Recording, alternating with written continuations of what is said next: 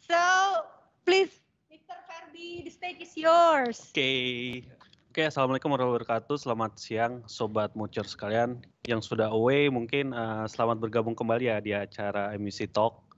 Dan pada sesi kali ini saya Ferbi dari divisi Random Pricing akan sharing sedikit tentang Dinosaur Will Die.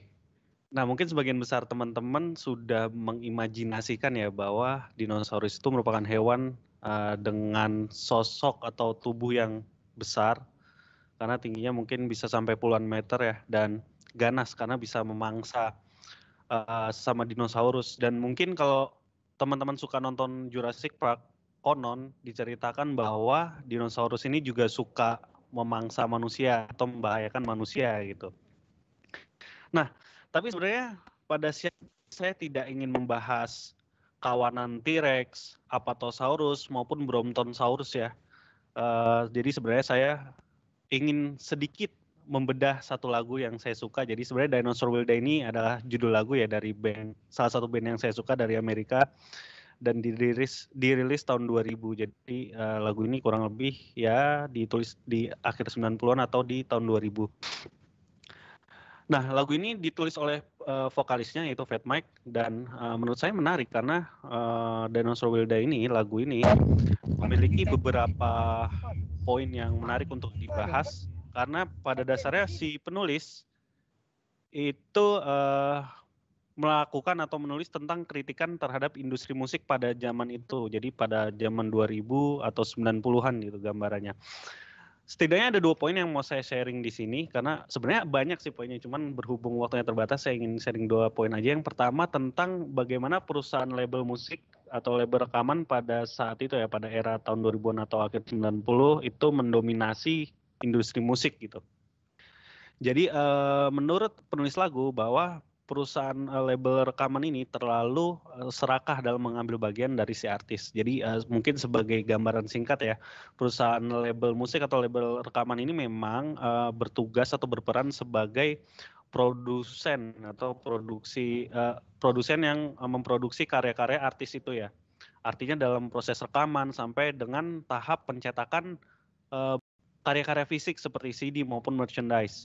Kemudian selain melakukan fungsi produksi, perusahaan label rekaman ini juga melakukan fungsi distribusi, di mana karya-karya tersebut dijual di toko-toko yang dimiliki oleh perusahaan label rekaman tersebut. Hingga akhirnya di fungsi yang terakhir, perusahaan label musik dan rekaman ini juga menyalurkan artis-artis untuk mendapatkan job panggung ya gitu. Jadi teman-teman.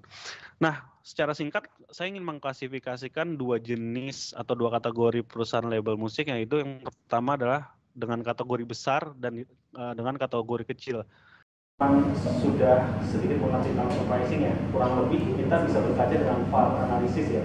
Jadi kalau major label ini VAR-nya diklasifikasikan tinggi, sedangkan independent label itu VAR-nya tidak signifikan. Jadi terkait dengan VAR tersebut remunerasinya juga berbeda. Sharing sih sebenarnya. Jadi ketika CD atau merchandise dijual di store-store-nya, major label itu akan meminta porsi dari penjualan tersebut. Ya sebenarnya ini sistemnya profit sharing sih, sudah syariah ya gitu. Cuman mungkin porsinya itu berbeda antara major label dengan indie label. Misalnya aja ya, saya juga kurang tahu pastinya. Misalnya independent label hanya meminta 20% bagian dari penjualan, namun major label bisa jadi 60 atau 70%. Apa ya, kanal revenue yang bisa diambil oleh major label itu sebenarnya dari live performance. Jadi label rekaman itu juga memiliki fungsi untuk mencarikan manggung-manggungnya si artis gitu. Nah, dari bayaran fee atau fee artis tersebut untuk manggung itu juga akan dipotong oleh major label maupun independent label. Cuman lagi-lagi ya porsinya bergantung sama VAR yang tadi gitu. Nah, lalu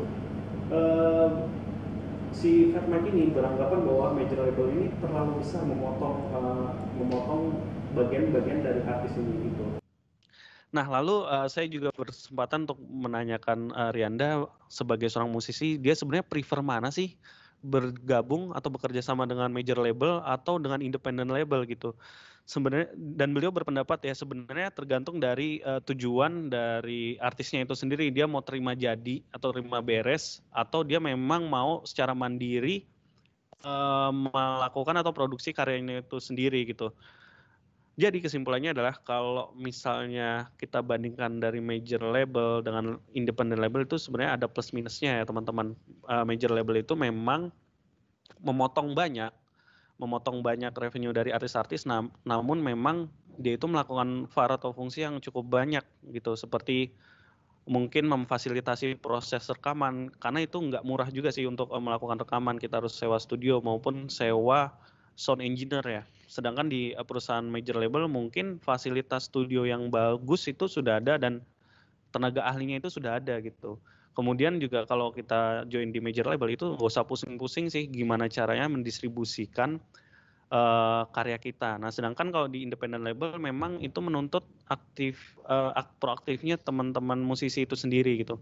Nah, menariknya adalah dari sini saya melihat adanya disrupsi industri musik gitu. Jadi kalau seperti yang saya sebutkan tadi mengenai pergeseran pola konsumsi masyarakat, kalau di Indonesia sendiri mungkin teman-teman ingat ya dulu ada store besar di Mahakam namanya Aquarius ya, Aquarius Store.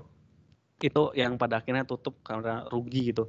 Nah itu sebenarnya contoh nyata gimana caranya sebuah perusahaan, sebuah entitas itu tidak bisa survive dalam persaingan digitalisasi ini gitu.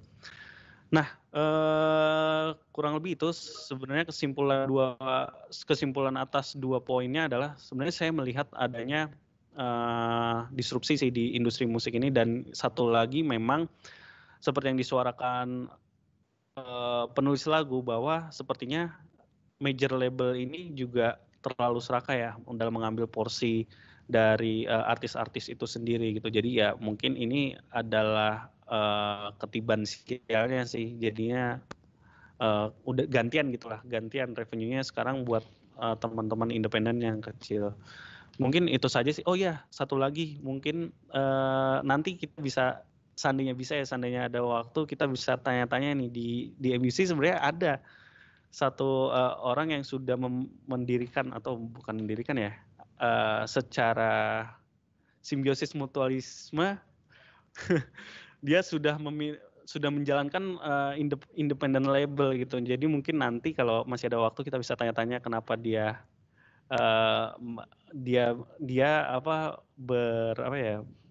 percaya diri gitu untuk membuka independent label.